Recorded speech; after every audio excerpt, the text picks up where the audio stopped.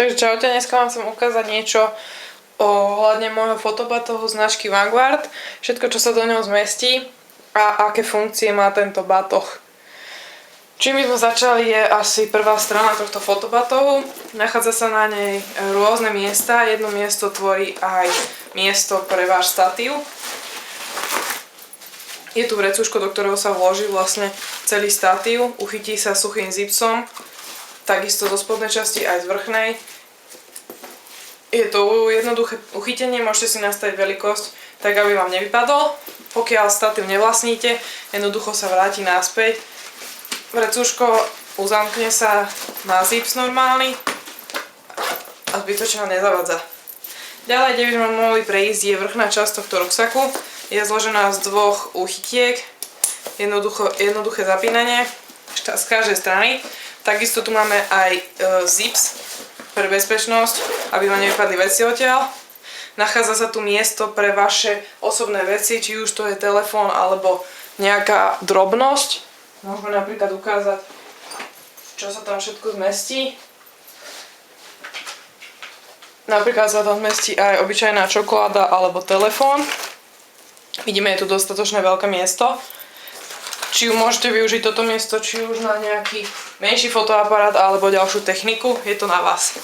Na vrchnej časti sa nachádza takisto menšie vrecuško pre ďalšie nejaké drobnosti, nejaké pamäťové karty alebo také drobnostné veci. Čo sa týka tohto ruksaku, je dostatočne veľký na vašu fototechniku, ale aj na osobné veci. Je dobre stavaný, čiže môžete ho mať. Veľmi dobrá vec je to, že môžete mať na obidvoch ramenách. Keď samozrejme nechcete, jednoducho sa to dá odopnúť a vložiť sa do tohto zadného vrecuška, ktoré mimochodom nie len na tieto ramená, ale aj na nejaké tablety alebo knihy. Je to dostatočne veľké, či sa do neho zmestí, čo len potrebujete. Rameno, ktoré nepotrebujete, sa jednoducho pripne naspäť, bezpečne sa drží. Veľkosť sa dá takisto nastaviť, ako vy potrebujete.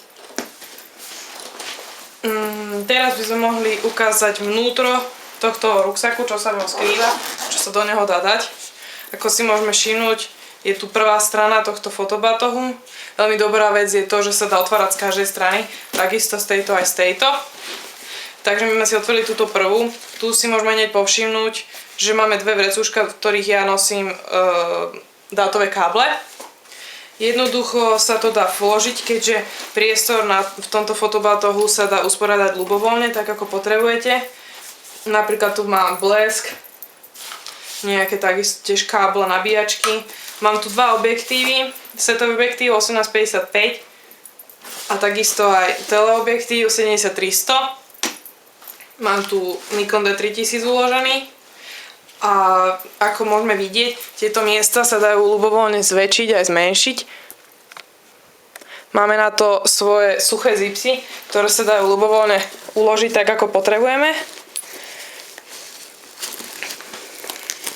Jednoduchým postupom, ktorý môžeme vidieť, je to, že dáme ten suchý zips preč stadiaľto a môžeme si to uložiť tak, ako my potrebujeme. Keďže môžeme dostať ďalšiu techniku, takisto si môžeme pridať nejaké suché zipsy a usporiadať si to tak, ako to my potrebujeme podľa našej veľkosti. Čo sa týka ruksaku, je veľmi kvalitne spracovaný, takisto je odolný voči vode. Jedna vec, ktorá má na tom štve, je jedine to, že nemá asi pláštenku, to je taká jedna možno najmenšia chybička, čo to má. Ale v podstate to moc nevadí, keďže nepretieka do neho nič. Ako si môžeme všimnúť, otvorili sme druhú stranu, takisto sa tu nachádzajú dve vrecuška, v ktorých mám pamäťovú kartu náhradnú a utierku na displej alebo podobné veci.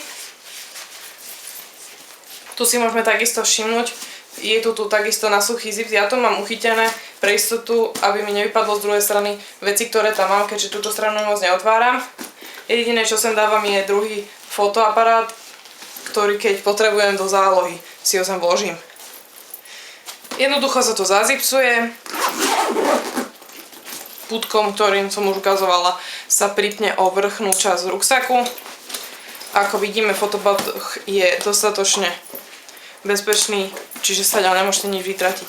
Ešte si môžeme všimnúť na vrchnej časti tohto fotobatohu sa nachádza dobrý držiak, takisto môžete ho držať ruksak takto a takisto môžeme vidieť, že máme aj vrchné uško, čiže môžeme ho držať buď túto alebo aj takto. Ruksak, čo sa týka sám o sebe, nie je vôbec ťažký, takisto aj keď mám v ňom veci svoje, fototechniku a aj osobné nejaké veci, vôbec nemá toľko váhy, ako som myslela, takže je dostatočne ľahký, nemusí vás z toho nič bolieť. Ruksakom som veľmi spokojná, verím, že sa vám táto značka bude páčiť a dostatočne sa vám obľúbi tento ruksak a myslím, že je dostatočne postačujúci pre začiatočníkov, ako som ja. Takisto môže byť aj pre pokročilých, ale je to na vás, ako vy sa rozhodnete. Keďže miesta tu je dosť, ako sme sami videli, treba si to usporiadať podľa toho, ako vy chcete. A to už asi tak všetko, čo by som povedala. Som s tým veľmi spokojná. Takže vám ďakujem za pozretie môjho videa a verím, že sa vám bude páčiť a že sa rozhodnete pre dobrý ruksak. Majte sa, čaute.